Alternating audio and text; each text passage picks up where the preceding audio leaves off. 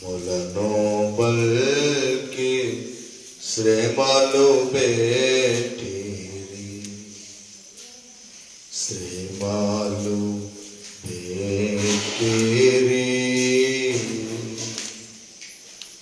శ్రమలు పెట్టి పరికి వచ్చు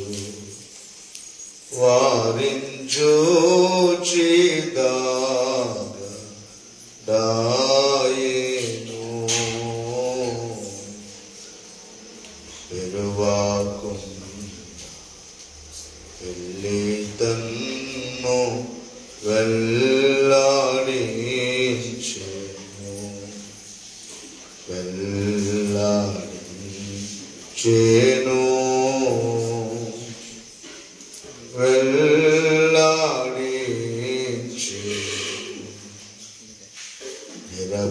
నిరపరాధి అయినా తండ్రిని నిలువ పెట్టిరి, నిరపరాధి అయినా తండ్రిని నిలువ పెట్టిరి, దొరతనా వారి ఎదుట పరిహసించి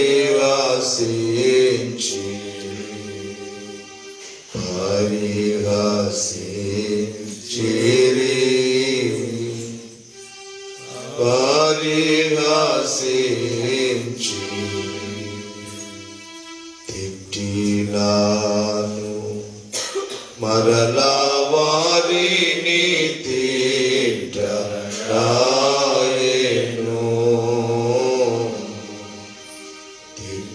తిట్టినాను, మరలా వారిని తిట్టరాయెను,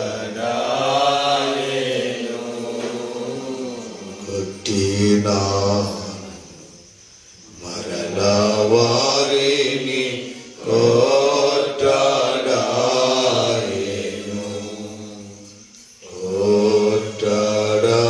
కొట్టరాయెను,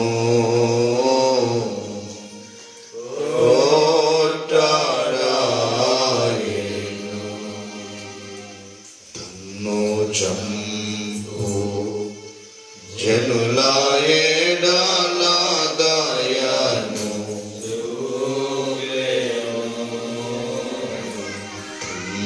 చంపు జనుల ఎడల దయను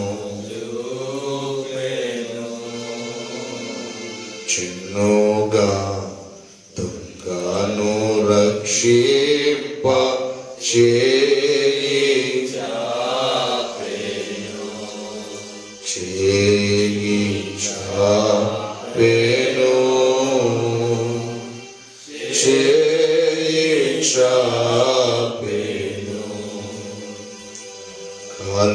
కలువలుగా రక్తమెల్ల కారుచుండెను,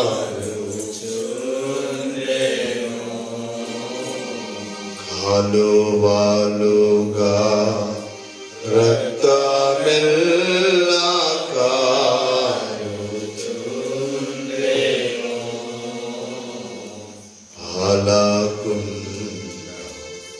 యేసు జాలి పారుచుండెను,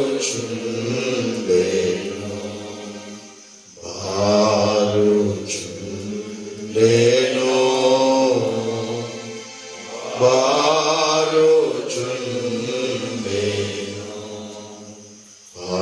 పాపమేరుగా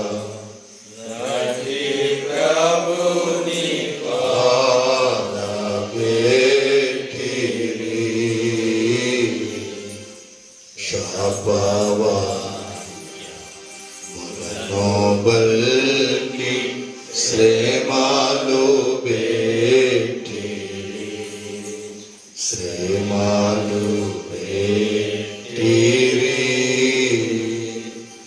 శ్రమలు పెట్టిరి, మనోనిదానమును కలిగి మనస్సును నిబ్బరము చేసుకు ఏ విధమైన ఆలోచనలు మనస్సులోనికి రానియక ఉందును అని చెప్పిన దేవుడు సదాకాలం మీతో కూడా ఉన్నామని వాగ్దానం చేసిన దేవుడు మన మధ్యన ఉన్నారు కనుక ఆయన వైపు మాత్రమే చూద్దాం. ఏదెను వనములో దైవ సహవాసాన్ని కోల్పోయిన ఆది మానవుడు సాతాను మాట వినినందున, అపవాది మాట వినినందున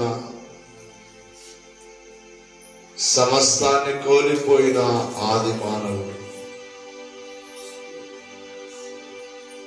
దేవుడైన యెహోవా వచ్చి ఆదాముతో మాట్లాడాడు. ఆదామా,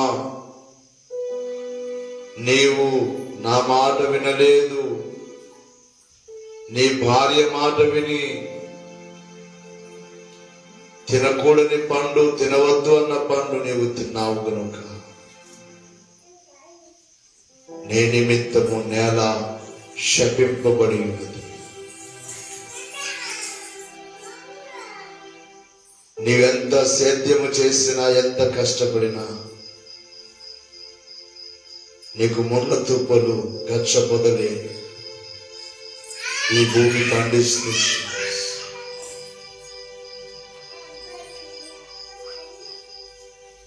నీ యొక్క చెమటను కార్చి ఈ భూమి పంటను నీవు తింటావు అని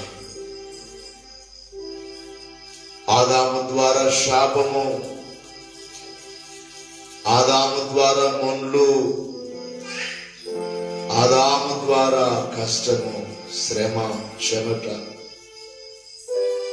ఆదాము ద్వారానే మరణము వచ్చినది కనుక మొదటి ఆదాము ద్వారా వచ్చినవన్నీ కొట్టివేయడానికి కొరకై కడపటి ఆదాము అని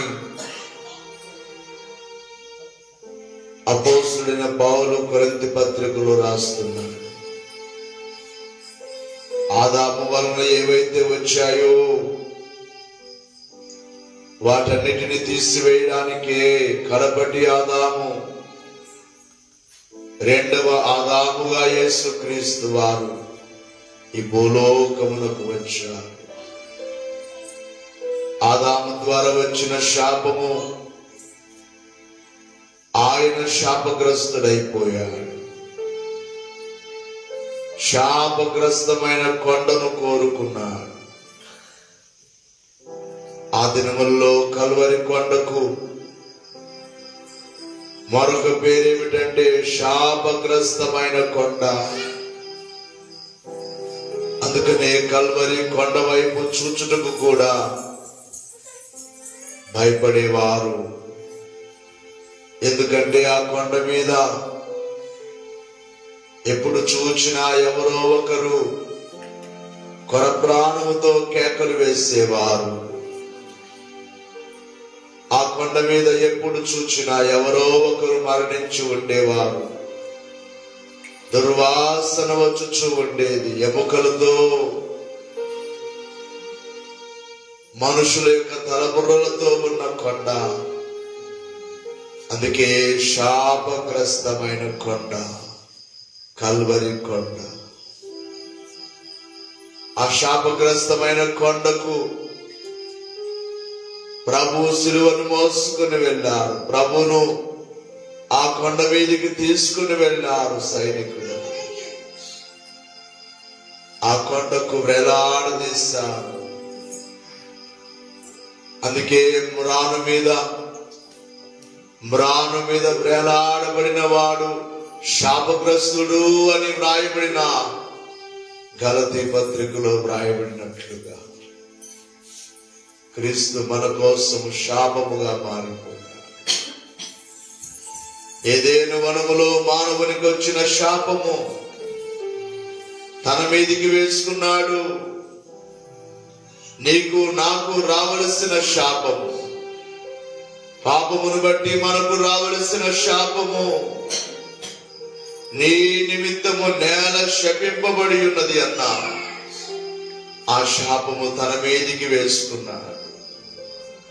ఆయన శాపగ్రస్తుడయ్యాడు. బైబిల్లోనే చూస్తున్నాం, క్రీస్తు మీ నిమిత్తము శాపగ్రస్తుడయ్యాడు అన్నమాట గలతీ పత్రికలో మనము చూస్తున్నాం. మన నిమిత్తము శాపగ్రస్తుడయ్యాడు. నీ చెమట కార్చి నీవు ఆహారము తిందువు అన్న మాట ప్రకారముగా మొదటి ఆదామునకు దేవుడిచ్చిన ఆ శిక్ష గెత్సెమనే వనములో ఎంత శ్రమపడ్డాడు.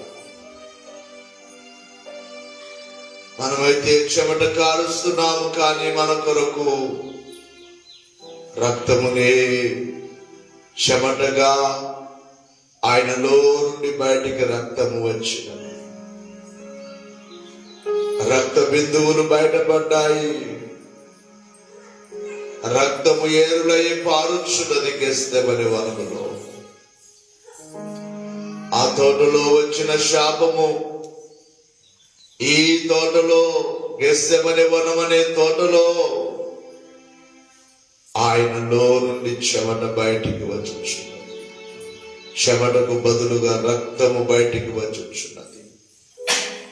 నీవు చెమట కార్చి కష్టపడితేనే నీకు ఆహారమని ఆదామునకు ఇచ్చిన ఆ శాపమే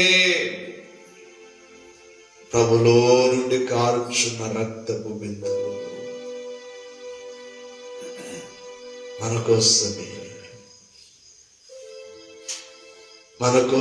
ఆయనకు శాపము, మన కోసమే ఆయనకు చెమట, మన కోసమే ఆయనకు చెమటకు బదులుగా రక్తము, మన కోసమే శాపము. ముళ్ళ పొదలు, గచ్చ పొదలు, ముళ్ళే నీకు ముల్లే అన్నాడు ఆ దినమున. అవును, ఆ ముళ్ళు తన మీదికి వేసుకున్నాడు. ఆ శాపం అనే ముళ్ళు తన తలకు వేసుకున్నాడు.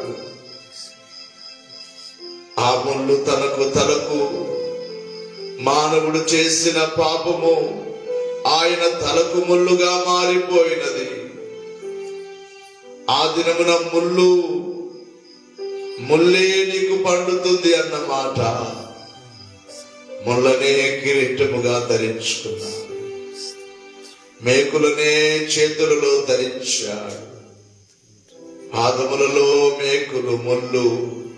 ఆ ముళ్ళు ఆయనకు గుచ్చుకున్నవి, ఆ ముళ్ళు ఆయనలోనికి దిగిపోయినవి.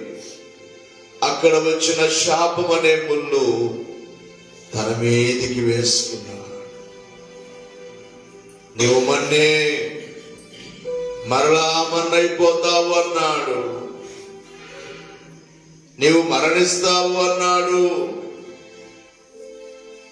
ఆ మరణము కూడా తన మీదకి వేసుకున్నాడు. ఆయన మరణించవలసిన అవసరత లేదు.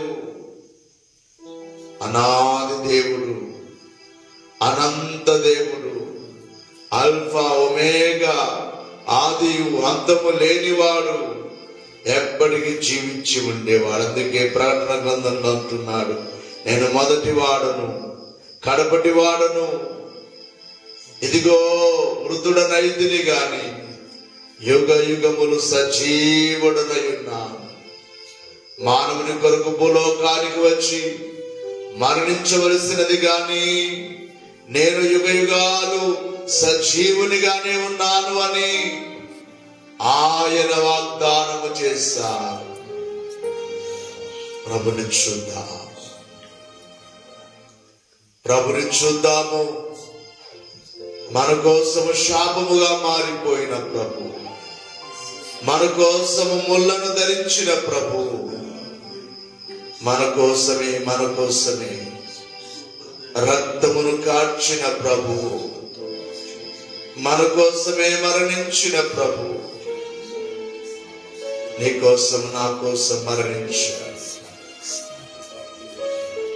ప్రాణముని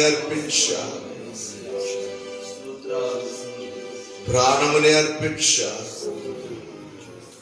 రక్తమంతటిని దారబోసిన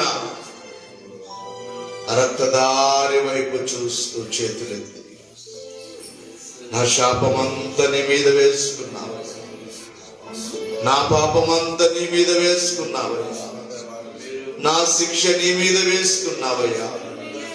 నీకు స్తోత్రములు తండ్రి, నీకు స్తోత్రములు తండ్రి, నీకు స్తోత్రములు తండ్రి.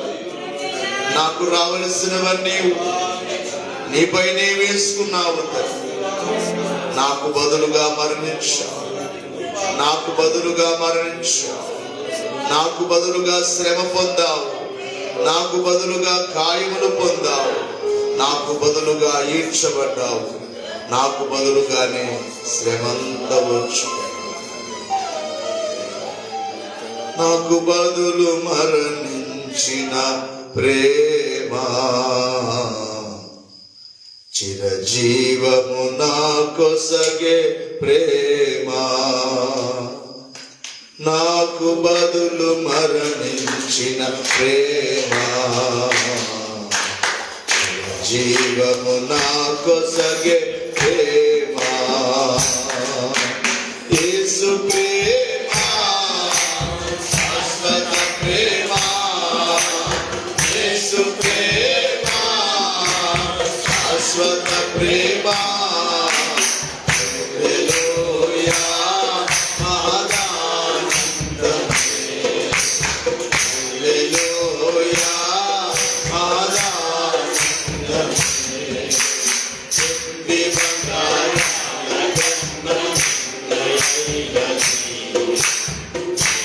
ప్రేమా, నా యేసు ప్రేమా.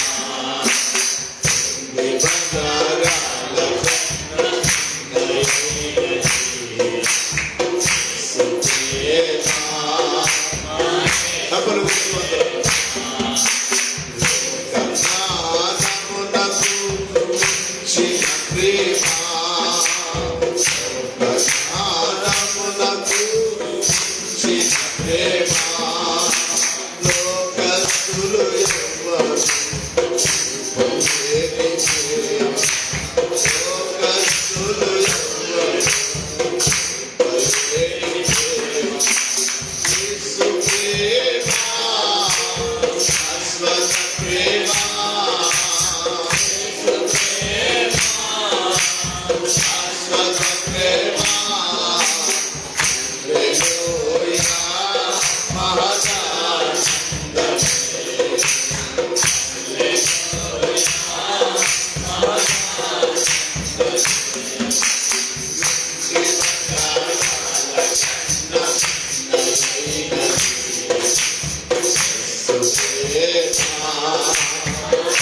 అందరూ చెప్పలు కొడుతూ పాడదాం.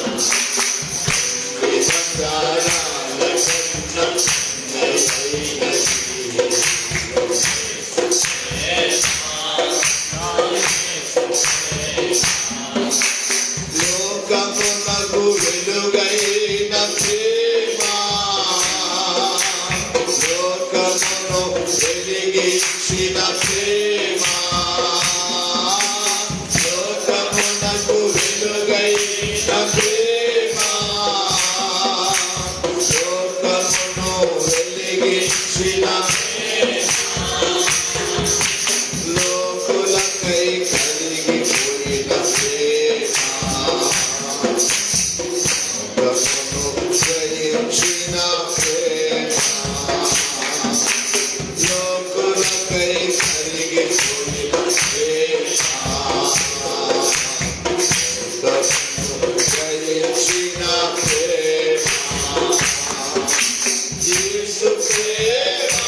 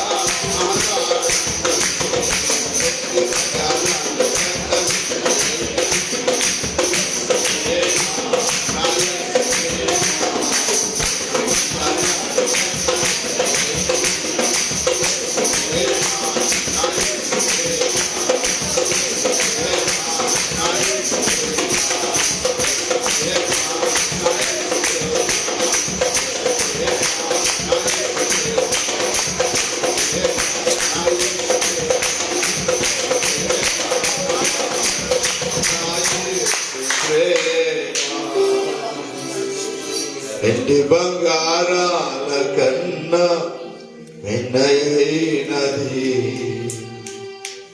యేసు ప్రేమ, నా యేసు ప్రేమ. నా మీద ఎంతో ప్రేమ. ఎంత ప్రేమ లేకపోతే నా శాపమంతా నీ మీద వేసుకుంటావయ్యా. నీకెంత ప్రేమ లేకపోతే నాకు రావలసిన శ్రమంతా, శిక్షంతా నీ మీద వేసుకున్నావయ్యా. దేనికి పోల్చగలరు నీ ప్రేమ? వెండి కంటే, బంగారం కంటే, వజ్రాల కంటే నీ ప్రేమ ఎంతో గొప్పది, ఎంతో గొప్పది తండ్రి. అటు నీ ప్రేమకు స్తోత్రములు అని చేతులెత్తి ప్రభునకు స్తోత్రములు, స్తోత్రములు, స్తోత్రములు, స్తోత్రములు, స్తోత్రములు, స్తోత్రములు, స్తోత్రములు, స్తోత్రములు. ప్రేమామయుడా స్తోత్రములు, ప్రేమామయుడా స్తోత్రములు. ప్రేమతో నా కొరకు శ్రమంత ఓర్చుకొనిన దేవా స్తోత్రములు, స్తోత్రములు, స్తోత్రములు. నీ ప్రేమ మా అందరి మీద, నీ ప్రేమ మా పైన చూపించుచున్న తండ్రి. నీ ప్రేమ చేత ఎందరో రోగులుగా ఉన్న వారికి స్వస్థతనివ్వండి. నీ ప్రేమ చేత నశించిపోవచ్చున్న వారిని మీ వద్దకు నడిపించుకునండి. నీ ప్రేమ చేత ఈ కడవరి దినాల్లో అందరూ మీ సిలువ యొద్దకు వచ్చుటకు సహాయం చేయండి. అనారోగ్యముతో ఉన్న బిడ్డలకు చాలా వరకు స్వస్థతనిచ్చారు. అయినా కేశవ అనే కుమారుని డాక్టర్లు ఇంటికి తీసుకెళ్ళండి అన్నారు. ఊర్లో ఎవరు మాట్లాడినా బాబు బ్రతకడు అన్నారు. నిన్నటి దినమున ఎంతో సంతోషము. ఆ కుమారునికి అన్ని నార్మల్ రిపోర్ట్లు రప్పించి ఆ కుమారుని సజీవునిగా ఉంచారు అని దేవా ఆ కుమారుడే వచ్చి సాక్ష్యము చెప్పాడు. తండ్రి మా ప్రార్థన వింటున్నావు దేవా, మీకు స్తోత్రములు. జీవరత్నమ విషయంలో నాయన డాక్టర్లు ప్రమాదం అన్నారు. దేవా బిడ్డను కూడా ఆరోగ్యముతో నింపారు. మరింత ఆరోగ్యాన్ని మరింత ఆరోగ్యాన్ని ఇవ్వండి. వేరేమో ఆపరేషన్ జరగాలన్నారు డాక్టర్లు. నడుములు ఆపరేషన్ లేకుండానే మీరు స్వస్థతనిచ్చినందుకు స్తోత్రాలు, స్తోత్రాలు. ఇంకను సంపూర్ణ ఆరోగ్యమనివ్వండి. చిన్న బిడ్డ అమృతాకు స్వస్థతనివ్వండి సంపూర్ణంగా. జాను విషయంలో రాళ్ళు కరగవు, ఆపరేషన్ చేయాలన్నారు. దేవా మీరు కరిగింపు చేశారు. ఇంకా సంపూర్ణ స్వస్థతనివ్వండి. ఆయన శాలేము విషయంలో కార్యములు చేయండి. ఆ కుమారుని కూడా సాక్షిగా నిలబెట్టండి. మీ బలముతో నింపండి. తల్లిని మరియమ్మను జ్ఞాపకం చేసుకుని ఆమెకును ఆరోగ్యమునివ్వండి. 6 సంఘాల బిడ్డలకు మీ కాపుదల, 6 సంఘాల బిడ్డలకు మీ స్వస్థత దయచేయండి. మహిమ జ్యోతము కాళ్ళలోని మీ శిలువ రక్త ప్రభావమును పంపించి స్వస్థతను దయచేయండి. యుద్ధాలు అయిన దేశాల మధ్యలో యుద్ధాలు జరుగుతున్నాయి. శాంతిని సమాధానమును దేశముల మధ్యలో కలిగించండి. మరణము ఎటు చూచిన మరణము జరుగుతుంది. యుద్ధము ద్వారా ఎందరో మరణిస్తున్నారు. అట్టివి లేకుండా చేయండి. మీ శాంతిని దేవా, మీ శాంతిని దేశం మీద, ప్రపంచం మీద మీ శాంతి సమాధానమును కలిగించి ఒక్కసారి రాకడ జీవాన్ని రగిలించి పెళ్లి కుమార్తెను సిద్ధము చేసి మేఘమెక్కించండి నాయన. బైబిల్ మిషన్ బయలుపరిచిన ఉద్దేశములను నెరవేర్చి మహిమను పొందుతున్నాము. త్వరగా వచ్చుచున్న యేసు నామమున వేడుకొనుచున్నాము తండ్రి. దేవా నాకు కనబడు, నాతో మాట్లాడు. దేవా అందరికి కనబడు, అందరితో మాట్లాడు. కొద్ది నిమిషాలు మౌనంగా